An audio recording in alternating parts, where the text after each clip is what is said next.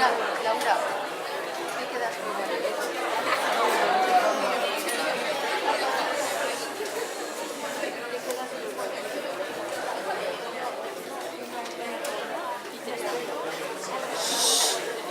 Hola.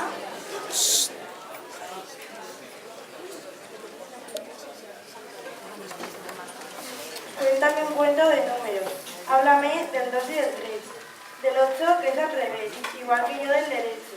Cuéntame tú qué te han hecho el 9, el 5 y el 4, para que los quieras tanto. Anda, pronto, cuéntame.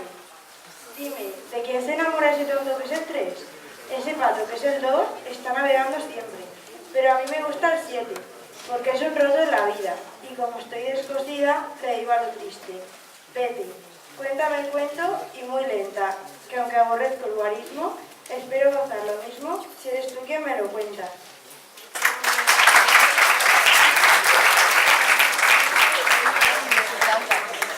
Y otra poetisa, Gloria Armendáriz, se atreve a cantar poéticamente al centímetro, leído por Sheila García, de segundo grado.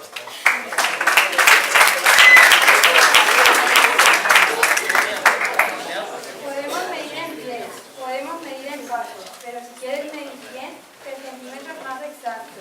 Con el centímetro mido mi silla, mido mi mesa y el lazo rosa de mi amiga Teresa.